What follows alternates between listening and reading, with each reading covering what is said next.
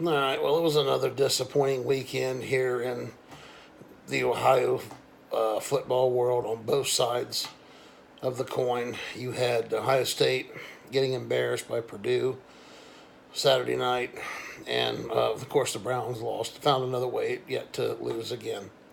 At this point, it's getting pretty redundant. I'll start with the Buckeyes because there's going to have to be changes on for Ohio State and the Browns across the board. There's going to have to be wholesale changes. Ohio State is lacking in linebacker production and offensive line production. That's the two biggest problems they're having right now. They can't really, their defense is inconsistent, to say the least. They'll get a stop on first down. They'll get give up a short play on second down. Third down, they'll give up a 20-yard play. And it's just the inconsistency of it is really what causes the defense of Ohio State to fail. They don't have good linebackers. The linebackers are just they're just bad. They're not good. Whoever said any of these guys are 4 and 5 star linebackers, they need to be re-examined because they're not. These guys are not very good. They're undersized. They're not very fast. They don't tackle well. They're out of position. They bite on the play action. They don't fill the gaps. They don't make tackles for losses, and very rarely will they get a sack if they're blitzing. Offensive line is atrocious for Ohio State. It's as bad a line as I've ever seen Ohio State have. That falls squarely on Urban Meyer. You recruited these guys. You brought in the coach, the offensive line coach. Something somewhere's gone awry. Isaiah Prince doesn't deserve to be on the field. Michael Jordan doesn't deserve to be on the field. I watched Michael Jordan at a play the other night, and it was kind of funny.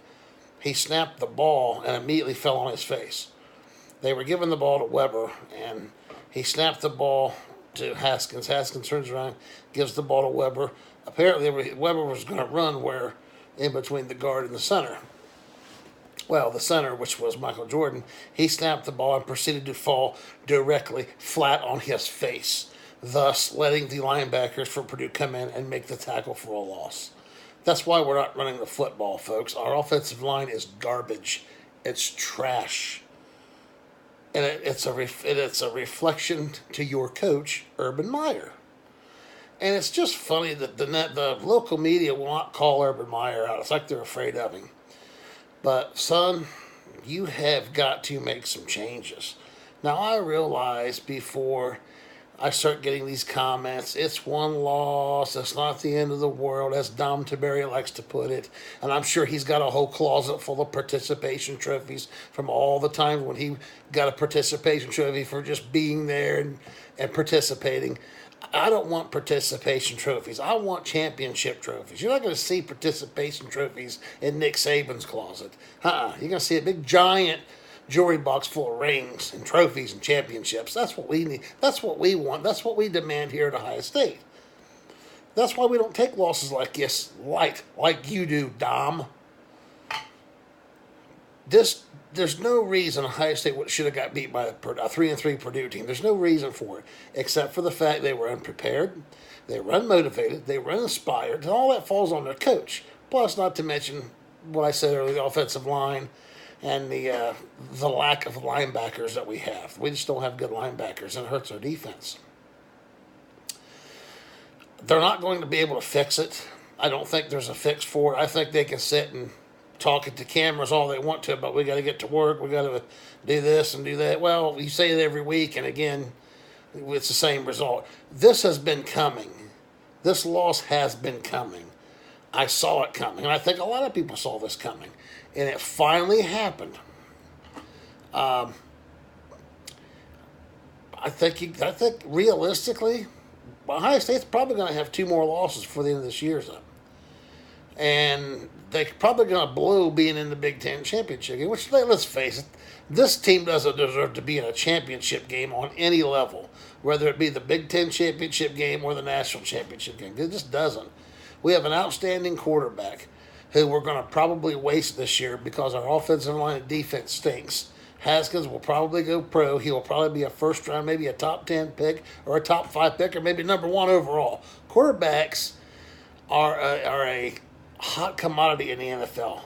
And if anybody has any inkling that think that you might be able to play, they're going to draft you as quick as they can because quarterbacks are at a premium. And Haskins is big, has a big arm. Same thing with this Tua kid. I don't think this Tua kid can come out yet. But Haskins can come out. So Haskins is big, got a big arm, strong, and they'll teach him the rest of the stuff in the NFL. And hopefully he won't be like Cardale and go in there and fail. He'll work hard and make something of himself. But nonetheless, I said, I think in my last video, or maybe it was on a podcast I put out, where I believe that this could be the end of Urban Meyer's tenure at Ohio State, not because of this loss. I think there's other things going on around the team and around him. I think this fiasco that happened this summer, I think it took its toll on Urban. I think it took its toll on the team. And but with what happened with Nick Bosa now, Nick up and leaving the team, he's just gone. He's not even around the team anymore. He's gone. I think that affects you because that's one of your brothers. So when you're with these guys for several years, and I say several loosely, 2-3 years. You're living together. You're hanging out together. You're going to football practice together. You become a brotherhood. And when one of these guys just up and leaves, which I don't blame Nick for doing, but it's going to have an effect on you. Especially, particularly, he was the most talented guy on the defense. So obviously, we're going to feel the effects of that. Now, we have other good players still with Chase Young and Draymond Jones that are still there, but you're going to feel that. I think that plays a part in this. Ohio State just didn't look like they wanted to play. They didn't look like they were inspired. They didn't look like they were. I don't know what it was. They just looked physically and emotionally beat before they even took the field. And then top that with the lack of production you're getting from your offensive line and your linebacker position. I saw a gentleman on Facebook had a video. He put out a video about the game, and he hit the nail on the head when it came to Ohio State. He said Ohio State is a talented football team, but they're flawed. It's not to say that we're terrible. There's talent there, but there's flaws in this football team. And what's happening is these coaches from these other teams are seeing these flaws and they're exploiting them. And Ohio State's getting exploited in these games. And like I said, they're lucky that they haven't lost a game till now. But to get beat the way you did at Purdue, to get that kind of a beating by a 3-3 Purdue team, to me, I think that is the worst loss I've ever felt as a Buckeye fan. Now, I know when Clemson smashed us a couple years ago, Clemson won the national championship that year. That was a pretty good team. But we got beat by Urban in the national championship game, 10 years ago or so when he was at Florida. We got blown out pretty good by that. Again, national championship team. Getting beat by good teams isn't as bad as getting blown out by bad teams that you should go in there and own. And, we couldn't do it. We didn't do it. We went in and laid an egg. Purdue was very inspired. They had this young boy on there that's got cancer, and he's a big fan of Purdue. They pretty much played inspired football in this kid's honor. He's in hospice. I don't think the fella's got too much longer to go. But they won the game. He got to experience that, which at first I was kind of getting aggravated at this because they kept showing this kid, and they kept Tom Rinaldi was up there, and they kept interviewing him, talking, and it felt like they were trying to get people to root against Ohio State and using this kid as a way to do it, which I still kind of feel they were doing that. But looking back on it and thinking about what that kid's, his deal is way bigger than our football game was. So, for him to get that little bit of satisfaction, on that note, I don't mind losing the game so much if it made him feel a little bit better, considering what he's going through. So, you know, as far as that young man, Tyler, I think his name was, as far as he's concerned, nothing but the best for you and your family. Keep fighting the fight. Don't ever stop fighting. And, whatever your guys' Go Purdue or whatever your slogan is, you've earned it. You deserved it. And hold your head high this week because you beat the mighty Buckeyes. Now, I got to put my Buckeye hat back on. There's going to have to be some changes. It's either you got to change personnel on the offensive line, or you've got to change some coaches. You've got to do so. You can't get your ass kicked that bad at Purdue by a mediocre team and expect nothing to happen. You have to find a way to run the goddamn football, Urban. We have to run the ball. If you can't run the ball, you're not going to win in this league. The reason you can't run the ball is because your offensive line's soft. They're a bunch of giant, soft men. They're boys, not men. They're boys that can't block. So, Ohio State gets shellacked, embarrassed, humiliated. Purdue. We have a bye this week, so we got 2 weeks to sit on this game. I think we play Nebraska next. Don't be surprised if we don't lose that game. I know Nebraska, they just won their first game this past weekend, but every game from here on out, folks, Ohio State we could lose it. So there's no gimmies. There's no, we'll win the next game. We'll be all right. No, we're not going to be all right. Be very afraid. Be afraid. Be very afraid. It's not going to be pretty. And Michigan's due to beat us. You might as well start getting yourselves prepared for that. I think this year Michigan's going to finally beat Ohio State and probably beat them pretty good. So you might as well get prepared for that. It's going to happen. It's got to happen. It's been too long. They're due, and we're playing like crap. That's the formula in which that's the only way they can beat us. So you might as well get ready for that. That's all I'm going to say about the Buckeyes. They're embarrassing, and I don't know what the future holds for them. So, whatever, I don't know. We'll have to wait and see how they play moving forward. The Cleveland Browns. Boy, oh boy. This team just can't win a goddamn football game. They just can't. They're poorly coached. They're undisciplined. That's the reasons why they're not winning. And this doesn't have nothing to do with Josh Gordon being traded or Carlos Hyde being traded. 14 or 15 penalties a game, especially in very key moments of the game. Those are the things that hurt the Browns. Those are the things that kill drives. You got to punt the ball. It's just ugly. Their offense is really ugly right now. I don't know what their identity is. I don't think they know. I think there's a rift between the coaches. I don't think Todd Haley's a good offensive coordinator at all. As a matter of fact, I think he may be one of the worst coordinators the Browns have ever hired.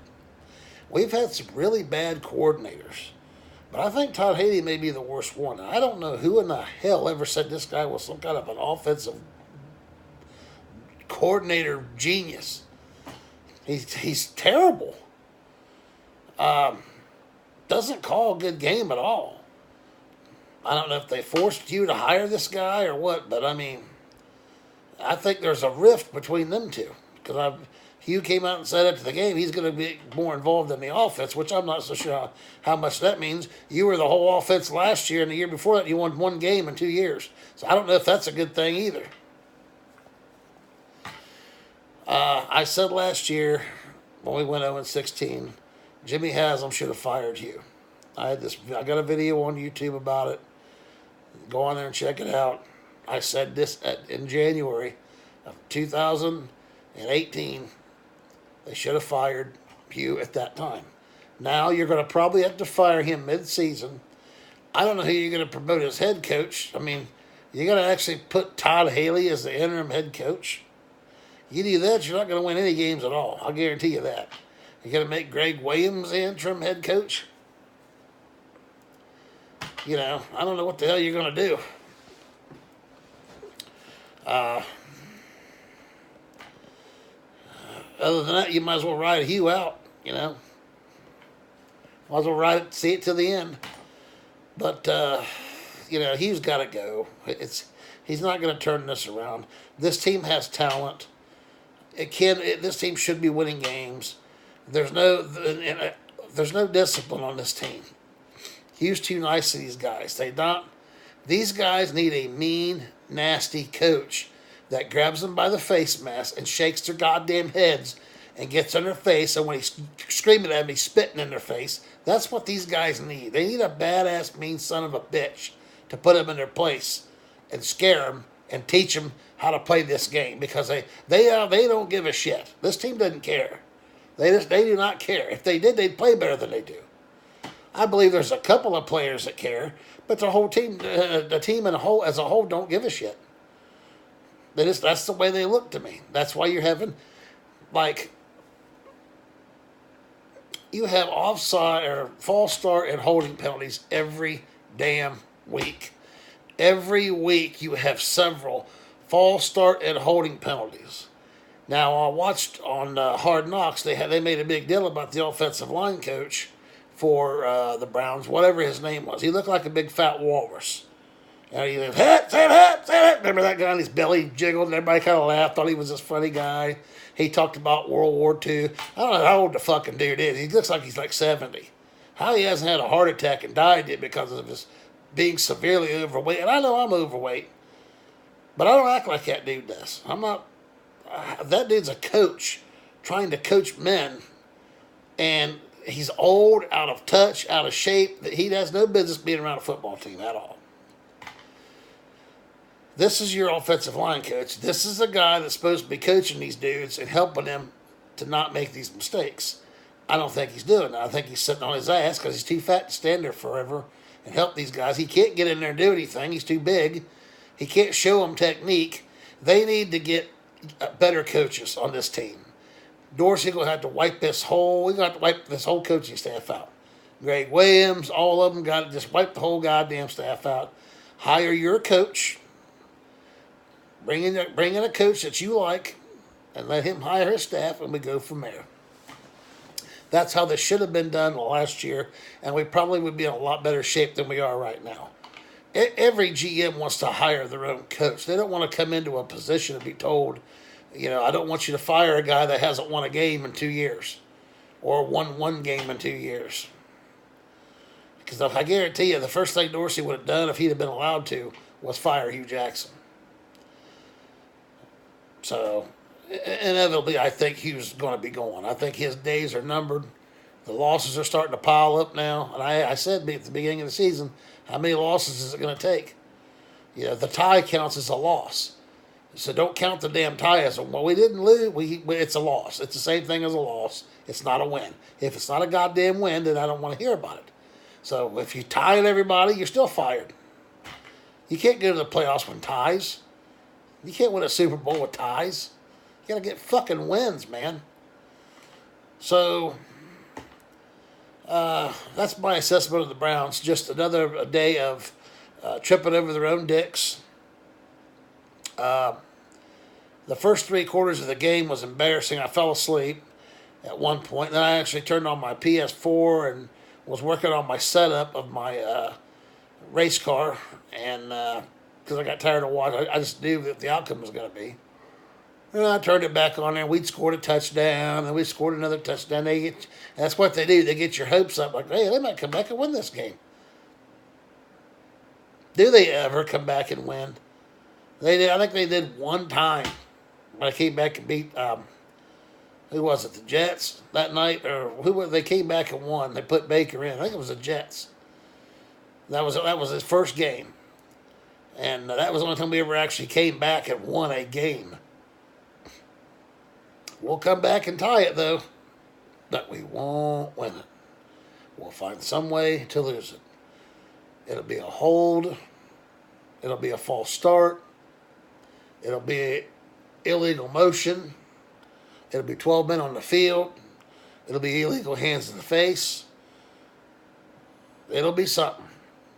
Trust me. They'll do something to ruin it because that's what they are. That's who they are and what they are right now. Till you get a guy in there that can turn them around and make them not like that anymore. Obviously, Hugh Jackson isn't that guy. It's the way it is, you know. Some people aren't cut out to be coaches. And I don't think he was cut up for this shit. I mean, I don't think he might be okay if he had a team that was like if he had an Aaron Rodgers or a Tom Brady or somebody like that. You know, but as far as building a team from the ground up, I don't think he was the man. I don't think he's the guy for the job anymore. So, Browns lose overtime to a really shitty Bucks team. The Tampa Bay's terrible. They suck. It ain't going to get no easier. We got Pittsburgh next. They're going to beat the goddamn shit out of us because we tied them the last time, so they'll beat us this time. We have Kansas City coming up. Probably the best offense in the league, or one of them at least. Cam Newton's got him coming up. Carolina have Atlanta coming up. We have to play Houston yet. The Bengals twice. They'll beat us both times. Baltimore again. Baltimore will beat us to avenge the first loss. I don't see the Browns winning another game this year, folks. Sorry. I just don't see it. They should have won. They should have beat the Raiders. They should have beat Tampa today. They should have beat the Chargers. The Chargers really aren't that good. I know that they shellacked us and they won again today, but I don't care. They're not. You're not going to tell me that team's that good. So yeah, I mean, I don't know what to say anymore. I've said all I can say about both of these teams. It was a bad weekend, disappointing weekend. And I hope we don't have another one of those again for a while. But with both teams the way they are, I don't foresee anything significantly improving for the rest of the season. I want to do one other thing. I really hate Alabama, and I'm really tired of seeing Alabama win the national championship each year. And I know I've said things about Nick Saban, and most of them I still stand by. But I would like to throw out an apology to Coach Saban as far as his coaching ability and the things he does during games, how the in-game adjustments he makes. He's a much more superior coach than Urban Meyer is. I didn't want to believe that, but I do now. I know why. I see why Alabama's great, because they have a great coach. Nick Saban gets mad. He yells. He throws shit, even when he wins. Yeah, they don't play anybody. That's one of the flaws that the NCAA has, is they don't make Alabama play anybody. However, when Saban plays these cupcake games, he does exactly what he's supposed to do. He beats the goddamn hell out of them. He puts 50, 60, 70 points on teams. We don't do that anymore. We're getting blown out by those teams now. And I heard the fans chanting when they beat Ohio State. For the Purdue fans, I got a little note for you guys too. You guys were chanting for Alabama. We want Bama, we want Bama. Let me tell you something. Beating a flawed Ohio State team the way you did is way different than going up and playing Alabama. Okay? That Alabama you might not even score. You would get completely humiliated and embarrassed by Alabama. Trust me, you don't want none of that. You don't want none of that, son. So you just take your little Ohio State win, because it's probably the last time you're going to be this for another 20 years. Take that win, hold on to it, cherish it. That's your national championship, because you guys won't never win the Big Ten.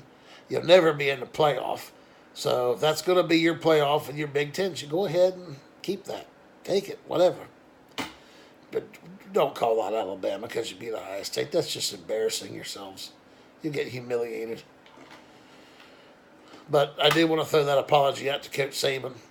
He's a much more superior coach than Urban Meyer is. And I don't like saying that, but it's true. Urban will wait until he loses a game before he makes any kind of changes. Saban won't. Nick Saban pulled the goddamn starting quarterback out of the national championship game at halftime and put a freshman in there in the national championship game. And you know what happened? He won the son of a bitch. He didn't give a shit what Hurts thought about it. He didn't care if Hurts' feelings got hurt. He wanted that ring and he got it. That's what it's about. It's rings, confetti, and trophies. It's not about feelings, baby. It's about winning them rings. Those are the kinds of things you got to do. Do you think for 1 minute if JT Barrett was still there, if we were in the national championship game, if Urban Meyer would pull JT Barrett out of the game and put Haskins in? Does anybody really believe Urban would have done that? Ain't no fucking goddamn way in hell he ever would have done that. Ain't no way. Ain't no way. Don't matter what the score is. He'd never pull JT. He loved JT Barrett. Loved him like a son. And Barrett couldn't throw the ball 10 yards. Broke all the school records. I don't want to get started on JT Barrett. He's so overrated as a quarterback. Haskins destroys Barrett. Bad weekend. Maybe next week it'll be better. I don't know. Yeah. I guess that's about all I got. It's my mom's birthday. I want to wish her a happy birthday.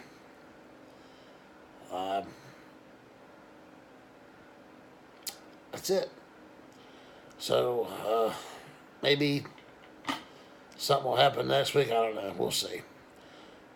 Everybody have a good week. Keep your heads up, I guess, and maybe something. Maybe the Browns will get a win here or something. I don't know. If the Buckeyes are off next week, so we have to sit and stew on this loss for 2 weeks. I'm not happy about that, but there's nothing you can do about it. Go Bucks, go Browns. Thanks for watching. Later.